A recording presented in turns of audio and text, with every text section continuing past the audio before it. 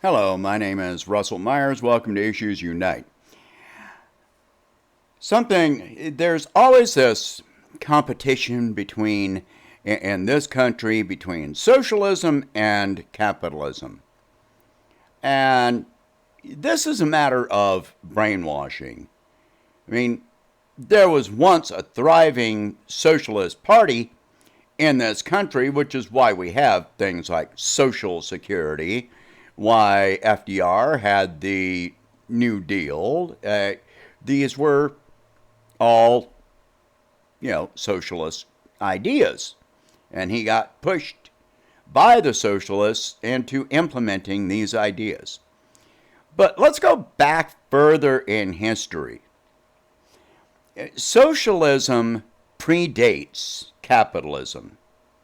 The fact is, without socialism in some way, capitalism could not exist, period. Socialism can exist without capitalism, and for much of human history, it did. In some places, it still does. If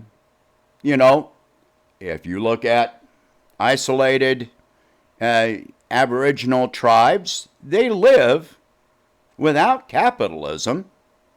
They trade among each other. They share their resources. But capitalism simply cannot exist without socialism.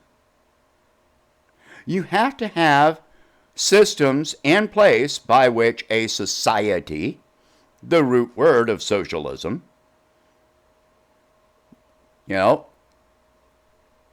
where the society benefits from the capitalist system. Otherwise, that society will cease to exist unless the members of the society rise up against the capitalist system. And which one is going to win? We've already seen this. Think French Revolution. Think, many uprisings in the history of mankind. But go back further, use your imagination to the beginning of mankind, to cavemen, Neanderthals. They lived in groups. We know this from archaeology. They lived in groups. They hunted and gathered in groups, sharing the resources. This increased their ability to survive, to defend themselves, to perform a successful hunt, to raise their children, to protect their children. So, yes, there were some isolated groups that survived by raiding others, but there's no real evidence that they survived for long. But those raiding parties or groups, those would probably be the first evidence we have of what we can call capitalism. They took, they stole, they destroyed, they murdered for their own benefit. You move forward into out of the caves and into forming societies, which we find more and more evidence of archaeologically, with people building small villages of varying size. And the more evidence we're finding is that those villages could be considerable in size, comprising tens or hundreds of thousands of people, which means that they had to work together in a social manner to raise livestock, to grow crops. And by this time, they had begun to learn farming, irrigation. They were developing science. They were building homes to replace caves. And they shared their resources. This was how entire communities survived.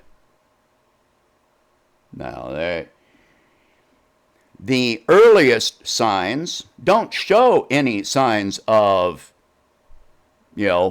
one hut being larger or more ornate than the other. Everyone lived equally. If you look at cliff dwellings throughout the United States, ancient cliff dwellings and so forth, pueblos of the Native Americans, you see much of the same thing. The people all lived together in, group conditions. And we see this all the way through, the Middle Ages and all the way up to the 20th century, where whole families and groups lived in, group living conditions. This was not uncommon. This is most of human history. We would consider it, uncivilized in some ways now, but that's mostly been since, the British, the Victorian era is what changed a lot of that. So capitalism, which the root word, capital, it means what? Money, possessions, ownership. You go back further, and some tribes would keep other tribes as slaves. There's another form of capitalism. Much of capitalism is based on slavery, and we cannot deny that. But even with that, as crude and brutal and inhumane as it may be, there was some level of socialism. The slaves had their own society, and the rulers had another society that was dependent on the slaves.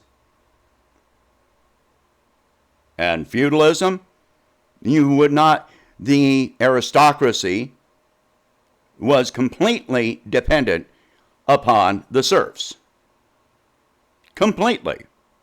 Without the serfs, the royalty, the aristocracy, could not exist. They couldn't.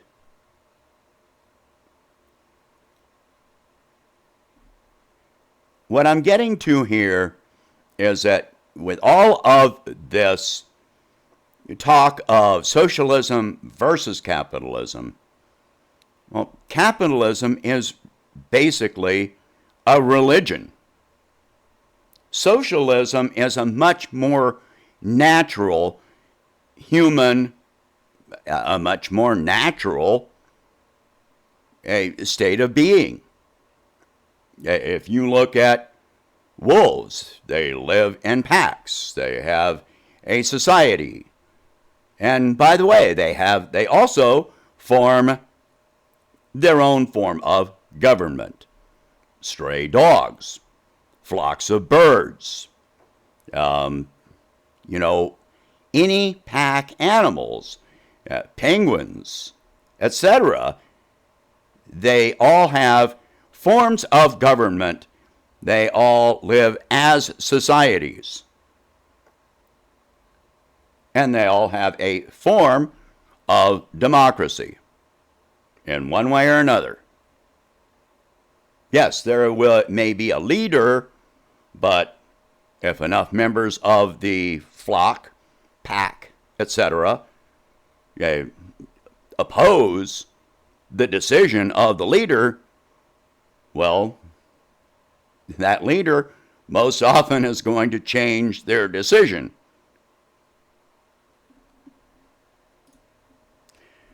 If you observe, wolves, there have been instances. There are instances where a wolf pack will eject the leader, who becomes a lone wolf. And as much as anybody may want to romanticize that, the chances of a lone wolf surviving in the wild is actually pretty low. Wolves hunt in packs. That is how they survive. And, if you see packs of stray dogs on the street, they survive in packs. They have their own hierarchy. But capitalism is a religion. I've said this before. Money does not exist in nature. Hoarding by certain members of society, while the rest of society starves and suffers, doesn't last for long. Sooner or later, it ends, and usually not well. Because the society cannot sacrifice the entire society for the sake of the hoarder. And there is no, like I said, money doesn't exist in nature. It is a fabrication of the human mind. The need to hoard is an illness. They have shows on TV, on cable channels, of hoarders.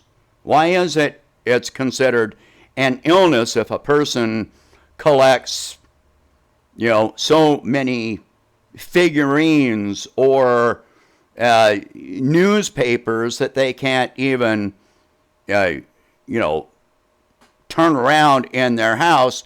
But if a person has so much money that they cannot spend it in 1,000 lifetimes, this is considered healthy or successful. No, this is a mental illness. To support this idea is a mental illness. When you see members of your own society suffering, children going hungry, people going homeless, and we're conducting wars for the benefit of the profits of those hoarders. And we are paying the cost of the wars. Monetarily, we're paying by loss of, social support programs. We're paying by the health, mental and physical health, or even the lives of our young people that join the military to fight these wars, convinced that they're fighting for freedom when all they're really fighting for is the profits of the rich. They're fighting wars that are against countries that are absolutely no threat to us. This is capitalism. There is nothing natural about it. There is nothing healthy about it. Do I absolutely oppose all forms of capitalism? No. I've made this clear. I am a social democrat. And that means I think that the rich should pay, should be taxed. They should be forced to pay in. And the decisions that affect society should be made as a group, as a society. Our government is supposed to be of the people, by the people, for the people. But that's not happening anymore. It actually never did. We need to reform our government. We definitely have the technology for this to happen at this point in time. If we never did before, we absolutely have the technology and the capability to do this now. So if you are supporting, capitalism, you are mentally ill. If you are supporting capitalism and you are opposed to Social Security, public schools, public roads, fire departments, health departments, the Forestry Service. Right now, as capitalism is collapsing, where are the people turning to look for hope, for help? They're turning to the government. Where does the government get the resources? From society. You can come off with your MMT stuff, but sooner or later, debts have to be paid. They will have to be paid. You cannot just write this off. Other countries are not going to allow you to just keep printing money and never actually, with nothing to back it up. If I owed you $1,000 and I walked up to you with a stack of Monopoly money or pieces of paper I had written numbers on, would you take that as payment? Because that's basically what the dollar has become.